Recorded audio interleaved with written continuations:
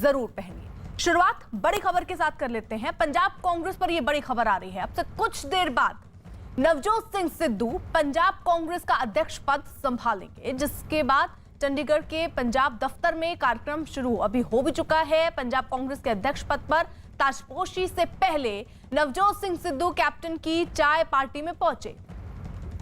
चंडीगढ़ में पंजाब भवन में कैप्टन ने पंजाब कांग्रेस के विधायकों और सांसदों को चाय पार्टी दी और इस चाय पार्टी में सिद्धू और अमरिंदर साथ बैठे नजर आए। इसके अलावा पंजाब कांग्रेस के प्रभारी हरीश रावत भी पार्टी में दिखाई दिए।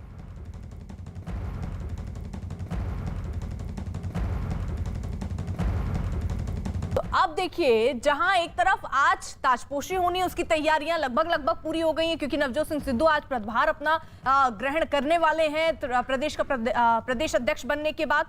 वहीं दूसरी तरफ कैप्टन अमरिंदर सिंह ने आज चाय पार्टी रखी, जिसमें विधायकों और सांसदों को बुलाया गया। नवजोत सिंह सिद्धू भी वहां पर पहुंचे और खास बात देखिए, अमरिंदर सिंह के बगल में सिद्धू बैठे नजर आ रहे हैं, बातचीत करते हुए नजर आ रहे हैं। तो क्या ये सिर्फ दिखाने के लिए या वाकई दिल मिल गए हैं, ये एक बड़ा सवाल बना हुआ है। हालांकि संकेत ये भी हैं कि जो ताजपोशी होनी है उसमें कैप्टन अमरिंदर सिंह भी पहुंचने वाले हैं। तो पहले ताजपोशी से पहले ये टी पार्टी, जिसमें दोनों साथ आते हैं, एक ही साथ बैठे नजर आते हैं, बातचीत करते हुए नजर आ रहे हैं, और दूसरी तरफ आज ताजपोशी, उसमें भी कैप्टन अमरिंदर सिंह जाने वाले हैं। अरुण सिंह हमारे सहयोगी इस वक्त जुड़ चुके हैं। अरुण, ताजपोशी होने वाली है और उसकी तैयारियां लगभग पूरी हो गई, अब से थोड़ी देर में वो भी हो जाएगा, लेकिन जो तस्वीरें सामने आई टी पार्टी की, जिसमें दोनों साथ बैठे नजर आ रहे हैं, खबरें तो ये भी थी कि नवजोत सिंह सिद्धू ने बाकायदा वहां पैर छुए हैं कैप्टन अमरिंदर सिंह के। तो क्या माफी भी मांगी है क्या? देखिए, नवजोत सिंह सिद्धू की ये आदत है, जब कांग्रेस दफ्तर में भी वो आए थे, सोनिया गांधी से मिलने गए थे, या फिर पार्टी दिल्ली में एक बड़ा सा कार्यक्रम हुआ था जिसमें मनमोहन सिंह भी थे, सोनिया गांधी भी थी, तो सिद्धू अमूमन जो उनसे उम्र में ज्यादा बड़े लोग होते हैं उनका पैर छूते हैं। और नवजोत सिंह सिद्धू लगातार ये कहते रहे हैं कि कैप्टन अमरिंदर सिंह उनके फादर फिगर है, यानी पिता की तरह हैं। उनके बुलावे पर वो चाय भी पीने गए थे, उनके बुलावे पर वो खाना खाने भी गए थे, तो पैर छूना उनके लिए बड़ी बात नहीं है।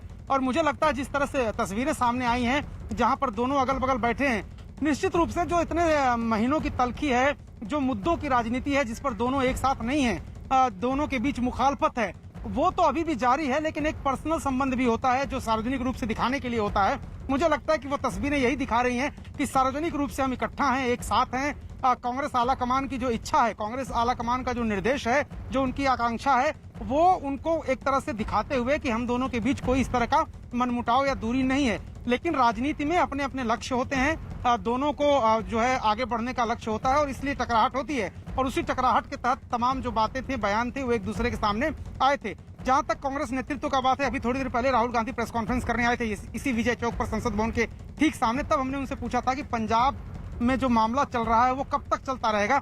उनका यह जवाब था कि मामले को हल कर लिया गया है, आप देखिए। और उसके कुछ देर बाद ही ये तस्वीरें आई हैं, यानी राहुल गांधी हो, चाहे कांग्रेस नेतृत्व हो, प्रियंका या सोनिया, उन सबको इस बात को लेकर आश्वस्त हैं कि अभी फिलहाल पार्टी ने दोनों को मनाया है, दोनों को एक साथ एक सुर में बोलने के लिए, एक मंच पर दिखने के लिए मना लिया गया है। यानी कांग्रेस तस्वीर जो पेश करना चाहती है फिलहाल, उसमें वो कामयाब रही है। लेकिन ये झगड़ा इतनी जल्दी सुलझ जाएगा, इसको न कांग्रेस नेतृत्व ही मान के चल रहा है और न ही हमको आपको मानना चाहिए। ठीक है, आप रहिए जरा साथ। देखिए, सिद्धू की ताजपोशी पर कांग्रेस नेताओं का क्या कहना है, वो भी जरा जल्दी से आपको सुनवा देते हैं। ਪਹਿਲਾਂ ਵੀ ਕੋਈ ਲੜਾਈ ਨਹੀਂ ਸੀ, ਹੁਣ ਵੀ ਕੋਈ ਲੜਾਈ ਨਹੀਂ ਹੈ, ਮੀਡੀਆ ਦੀ ਕ੍ਰੀਏਸ਼ਨ ਸੀਗੀ। ਤੁਸੀਂ ਹੁਣ ਦੇਖੋ ਕਿ ਅੱਜ ਚੰਡੀਗੜ੍ਹ ਦੇ ਵਿੱਚ ਕਿਵੇਂ ਲੋਕ ਹੁਮ ਕੇ ਪਹੁੰਚੇ ਹੋਏ ਨੇ। सब अंडर कंट्रोल है, ऑल इज़ वेल है। छोड़ो कल की बातें, कल की बात पुरानी, नए दौर में लिखेंगे हम मिलकर नई कहानी। ये नई कहानी नए दौर की ओर आगे बढ़ रही है, नई सोच की ओर आगे बढ़ रही है। मैं समझता हूँ कि कैप्टन अमरिंदर सिंह का एक्सपीरियंस, नवजोत सिंह सिद्धू का जोश, ये दोनों मिलकर के पंजाब का 2022 का किला फतेह करेंगे। अरुण, ये भी जानकारी मिल रही है कि ये जो टी पार्टी हुई है, ये कैप्टन अमरिंदर नहीं चाह रहे थे। ये बकायदा आला कमान की तरफ से हरीश रावत ने ये बात कही कि एक टी पार्टी होनी चाहिए और एक संदेश जाना चाहिए, जो किरकिरी अभी तक हुई है उसको थोड़ा समेटा जाए और इसलिए टी पार्टी की जाए। यानी अभी सहमति पूरी तरीके से कैप्टन की बन गई है, इसे नहीं कहा जा सकता। एकदम नहीं कह सकती आप कि कैप्टन अमरिंदर सिंह सिद्धू को अध्यक्ष बनाने को लेकर जो उनके अपने इख्तिलाफात थे या उनके जो विरोध के पॉइंट्स थे वो खत्म हो गए हैं।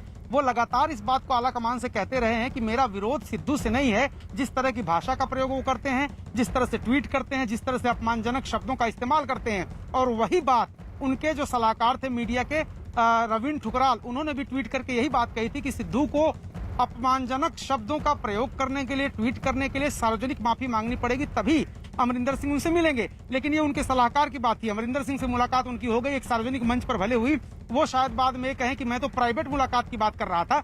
ये बात जरूर है कि दोनों को मनाने की, एक साथ रखने की, एक पेज पर दिखाई देने की नेतृत्व ने कोशिश की थी। इसीलिए राहुल गांधी ने कहा कि विवाद को हल कर लिया गया है। इसमें पूरी भूमिका हरीश रावत जो राज्य के प्रभारी महासचिव हैं उनकी है। उन्होंने लगातार टेलीफोन की घंटियां घनघनाई वहां पंजाब में हर नेता से, चाहे वो विधायक हो, चाहे सांसद हो, मंत्री हो, सबसे बात की और सबको ये कहा कि ये आला कमान का निर्णय है, आप लोग स्वीकार करिए, सिद्धू के साथ दिखिए, क्योंकि सिद्धू पार्टी के अध्यक्ष हैं। सरकार में तमाम लोग हैं, उनको भी पार्टी के साथ दिखना चाहिए, क्योंकि तभी पार्टी सरकार के साथ दिखेगी। और अगर दोनों एक दूसरे के साथ नहीं दिखेंगे तो आने वाले चुनाव में अच्छा प्रदर्शन नहीं होगा। ये बात 3 सदस्यीय कमेटी के सामने अमरिंदर सिंह ने भी कही थी, सिद्धू ने भी कही थी और लगभग 200 नेताओं ने कही थी कि अगर एक साथ मिलकर के चुनाव नहीं लड़ा गया तो काफी देर हो जाएगी और चुनाव जीतना मुश्किल हो जाएगा। बिल्कुल। तो अब देखिए, यहाँ ये संकेत दिए जा रहे हैं कि कैप्टन और सिद्धू के बीच सब कुछ ठीक है, लेकिन क्या वाकई केवल हाथ मिले हैं या दिल भी मिला है, ये भी एक सवाल है। और आज सिद्धू की ताजपोशी होनी है, इसके बाद एक नई जिम्मेदारी में वो होंगे और कई रणनीति उन्हें बनानी होंगी। उन पर कैप्टन का रुख क्या होता है, क्या हर बात पर सहमति बन जाती या नहीं बन जाती, इस पर भी नजर होगी, क्योंकि विवाद एक सुलझता है, लेकिन क्योंकि दोनों ही एक दूसरे से नाराज चल रहे हैं, ये नाराजगी अगर दूर नहीं हुई तो नाराजगी टिकट बंटवारे पर भी दिखेगी, आगे की रणनीति पर भी दिखेगी, उसको कैसे सुलझाया जाएगा इस पर भी नजर रहेगी। और एक बड़ी खबर इसी बीच जम्मू कश्मीर से आ रही है, जहां सुरक्षा बल ने एक बार फिर पाकिस्तान की साजिश को नाकाम किया। इंटरनेशनल बॉर्डर पर अखनूर के कानाचक सेक्टर में सुरक्षा बल ने पाकिस्तान की तरफ से आए एक ड्रोन को मार गिराया। पुलिस के मुताबिक ड्रोन के जरिए 5 किलो आईईडी विस्फोटक भी भेजा गया था, जो ड्रोन में बंधा हुआ था। इससे साफ है कि ड्रोन के जरिए एक बार फिर एक बड़े धमाके की साजिश रची गई थी, लेकिन पुलिस ने पहले ही ड्रोन को देखते हुए उसे मार गिराया। इसके साथ ही आसपास के इलाके में सर्च ऑपरेशन भी चलाया जा रहा है। जम्मू एयरफोर्स स्टेशन पर 27 जून को हुए ड्रोन हमले के बाद से ही जम्मू के आसपास के इलाकों में लगातार ड्रोन देखे जा रहे थे।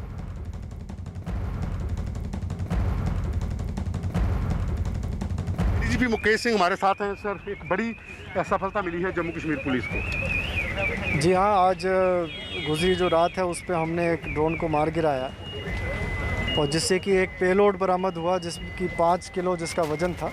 वो आईडी तैयार हालत में थी, उसको कहीं प्लांट किया जा सकता था और उससे एक बहुत बड़ी जो अप्रिय घटना जो है उसको रोका जा सका है। सर, स्वतंत्रता दिवस नज़दीक आ रहा है और पाकिस्तान की तरफ से इस तरह के ड्रोन भेजे जा रहे हैं, एयरफोर्स स्टेशन पर भी भेजे गए थे, उसे लेकर क्या तैयारियां जम्मू कश्मीर पुलिस की?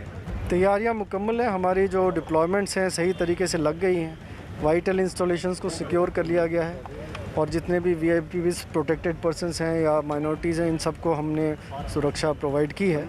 हम पूरी तरह से तैयार हैं। पुलिस ने दावा किया कि कठुआ में मिला ड्रोन भी इसी सीरीज का था।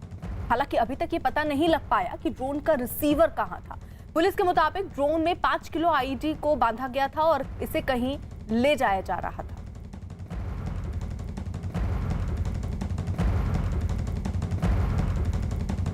इस ड्रोन के गिराने से हमें उम्मीद है कि एक बहुत बड़ा हादसा जो जम्मू में हो सकता था, जो कि एक आईडी धमाके के द्वारा किया जा सकता था, उसको रोक दिया गया है और साथ ही साथ आगे के कुछ ड्रोन सॉर्टीज जो इस ड्रोन के ज़रिए होते उन पे भी रोक लगी है। ये आईडी लगी नहीं थी, ये आईडी ड्रॉप हुई थी अच्छे पैकिंग के ज़रिए। इसको किसी ने आके उठाना था और उठा के कहीं प्लेस करना था। उसके उठाने के पहले हमने इस ड्रोन को मार गिराया।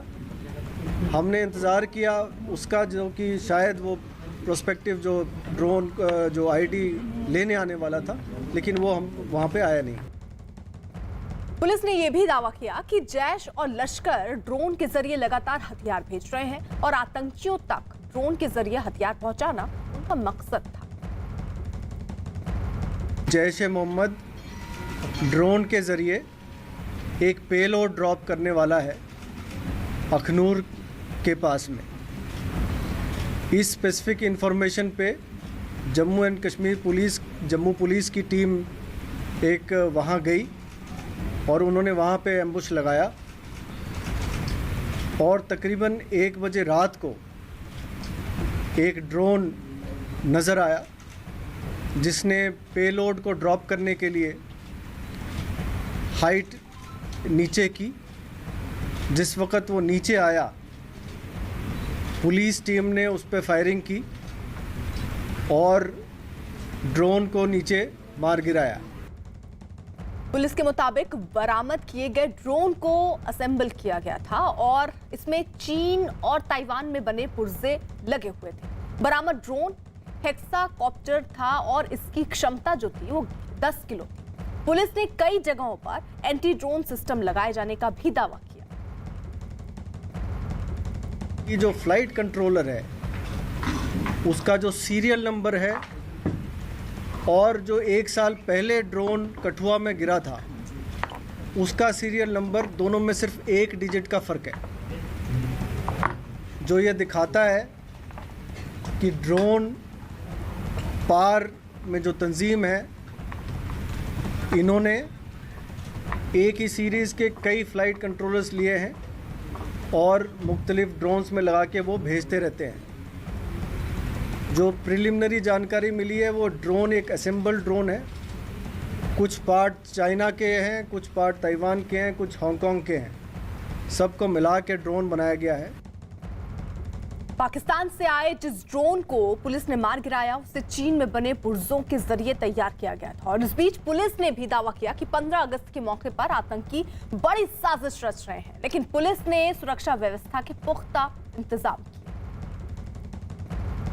जम्मू कश्मीर पुलिस ने एक बड़ी साजिश जो पाकिस्तान की थी उसको विफल किया है। आप देख सकते हैं ये ड्रोन जो सीमा पार से आया था जिसके साथ 5 किलो की आईईडी लगी हुई थी, इसको जम्मू कश्मीर पुलिस के जवानों ने मार गिराया और उस आईईडी को भी बरामद किया।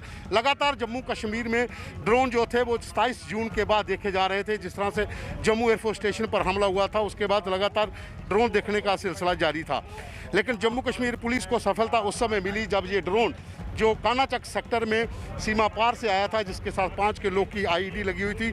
आप देखिए कितना बड़ा ये ड्रोन है और इसके साथ 5 किलो का लोड जो था वो बांधा गया था आईईडी।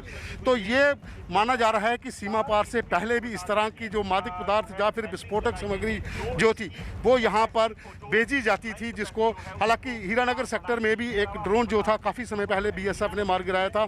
तो उसके बाद अब ये ड्रोन आप देखिए कितना बड़ा इसका साइज है, इसके साथ पेलोड जो था वो बांधा गया था। और कानाचक सेक्टर में जब ये ड्रोन भारतीय सीमा में घुसा तो जम्मू कश्मीर पुलिस के जवानों ने गुड़ापत्तन इलाके में इसको मार गिराया। अगर मैं कैमरामैन से कहूँगा उस तरफ देखिए वो आईडी है जो इस ड्रोन के साथ बांधी गई थी, उसको यहाँ पर जम्मू कश्मीर पुलिस ने जांच के लिए जो इसके नमूने हैं वो रखे हुए हैं और एफएसएल को भी ये भेजे हैं कि आखिर ये जो आईडी इसमें थी क्या जम्मू एयरफोर्स स्टेशन पर जो ड्रोन से हमला हुआ था क्या उसी तरह का एक्सप्लोजिव था।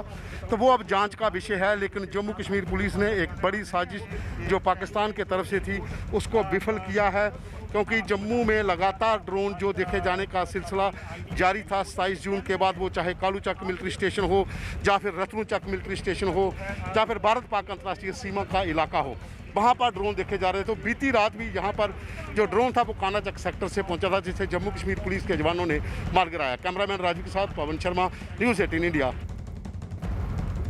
जम्मू एयरफोर्स स्टेशन पर 27 जून को हुए ड्रोन हमले के बाद से ही जम्मू के आसपास के इलाकों में लगातार ड्रोन देखे जा रहे हैं। आपको बताते हैं कि कब कब ड्रोन दिखाई दिया। 27 जून को जम्मू एयरफोर्स स्टेशन पर हमला हुआ, इसके बाद 29 जून को जम्मू के कालूचक में ड्रोन दिखा, 29 जून को जम्मू के रत्नुचक में ड्रोन दिखा, 30 जून को कुंजवानी वो इलाका था, कालूचक था, जहां पर 2 ड्रोन दिखे। 2 जुलाई को जम्मू के मीरा साहिब सुंजबा में 2 ड्रोन दिखे। 4 जुलाई को अरनिया सेक्टर में ड्रोन दिखा। वहीं 6 जुलाई को हीरानगर सेक्टर में भी ड्रोन नजर आया।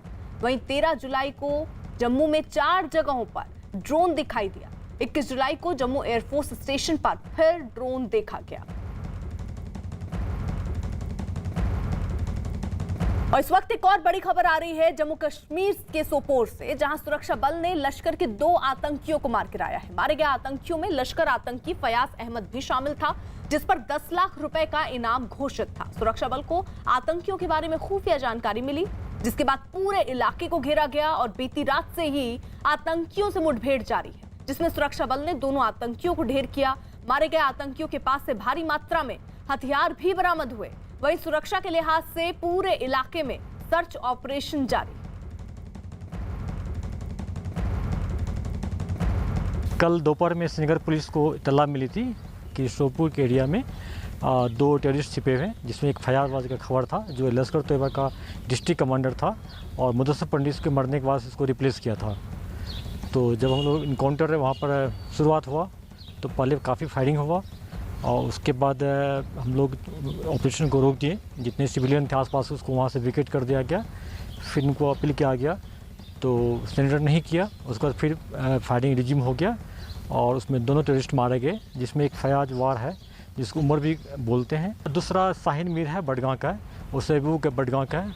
हमसे जानते हैं कि सलादुन सेबू का ही है, उन्हीं के गाँव का है ये।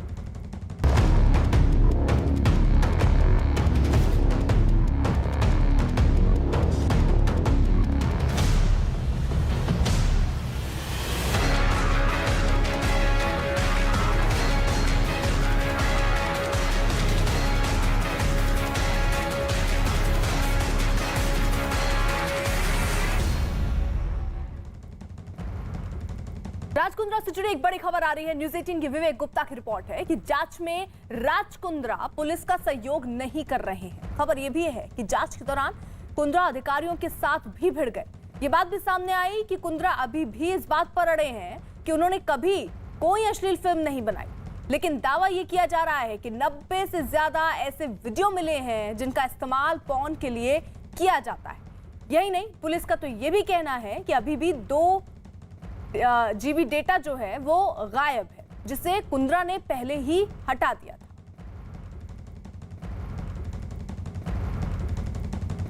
विवेक गुप्ता हमारे साथ, हमारे सहयोगी इस वक्त जुड़ चुके हैं। विवेक, किस तरीके की जानकारी मिल रही है? पूछताछ में अभी तक क्या सामने आया और क्या क्या सबूत हाथ लगे हैं?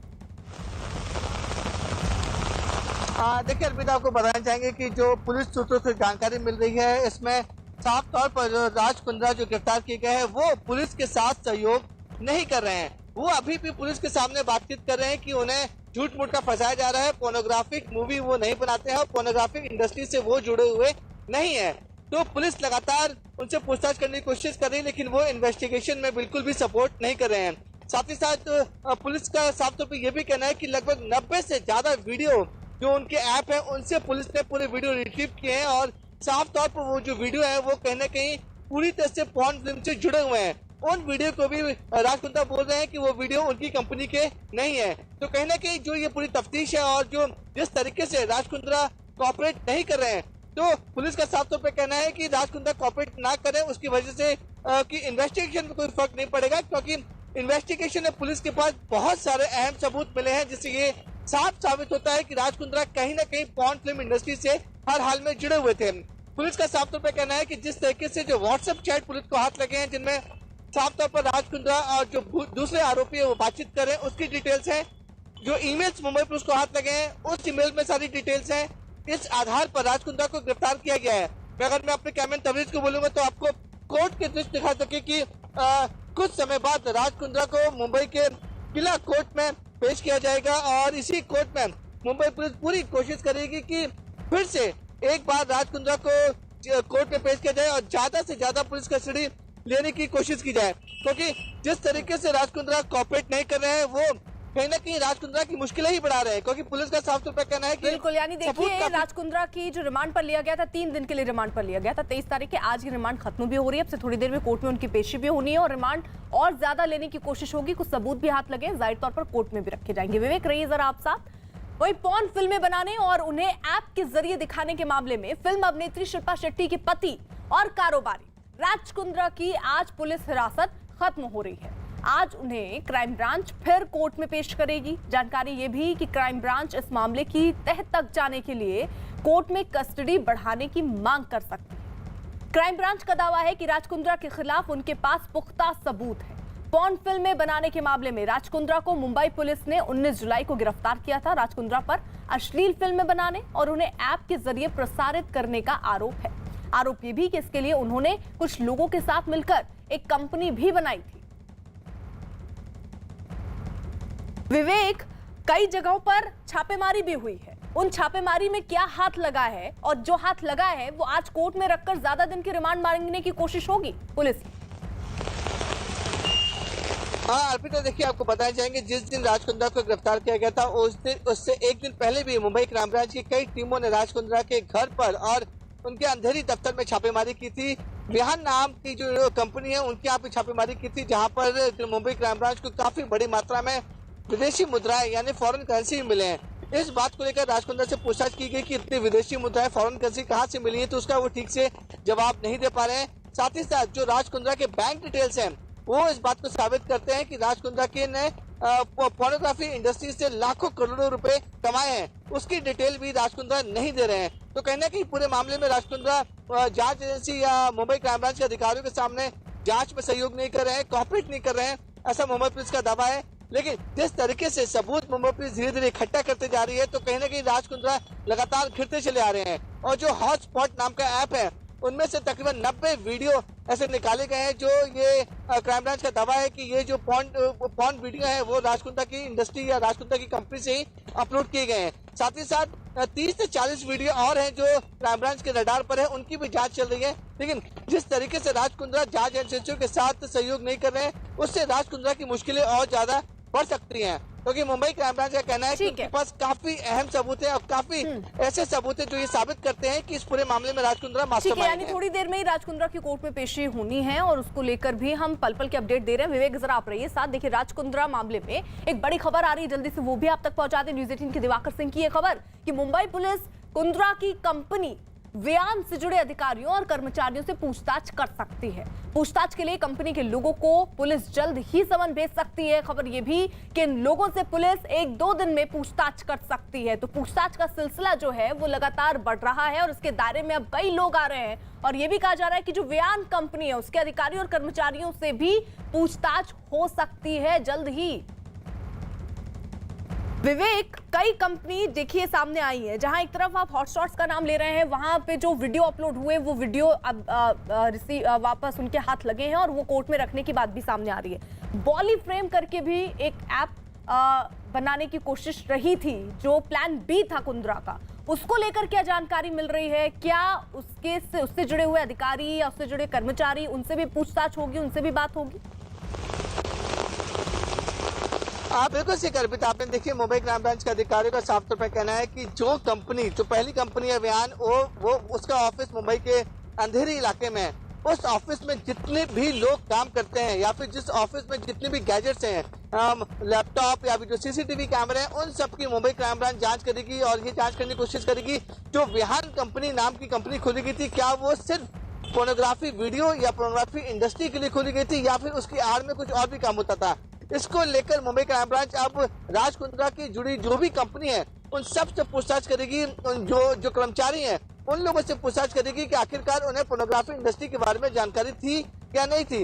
लेकिन जिस तरीके से व्हाट्सएप चैट सामने आए हैं अर्पिता, उसमें साफ तौर पर राज कुंद्रा और दूसरे आरोपियों में बातचीत हो रही है और राज कुंद्रा उस चैट में बोलती भी है कि जो हॉटस्पॉट नाम का ऐप है उसकी जानकारी एजेंसी को लग चुकी है और वो ऐप जल्दी डिलीट कर दिया जाएगा। उस पर राज कुंद्रा व्हाट्सएप चैट के जरिए बोल भी रहे हैं कि अब हम प्लान बी को हम उसको ऑपरेट करते हैं और प्लान बी के तहत दूसरा कोई ऐप है उसको बनाने की बात कही जा रही है। अगर गूगल और बिल्कुल, यानी विवेक देखिए अब ये सारे सबूत जो पुलिस को हाथ में लगे हैं, 3 दिन की रिमांड आज पूरी हो रही है राज कुंद्रा की और आज एक बार फिर से कोर्ट में पेशी होगी। अलग अलग जगहों पर छापेमारी हुई, सबूत इकट्ठे किए गए, वो सबूत भी आज कोर्ट के सामने रखे जाएंगे और कुछ दिन की और रिमांड पुलिस अब चाहेगी ताकि एक एक सिरे को जोड़ा जा सके। एक छोटे से ब्रेक के लिए यहाँ रुक रहे हैं, बने रहिए न्यूज़ 18 इंडिया के साथ।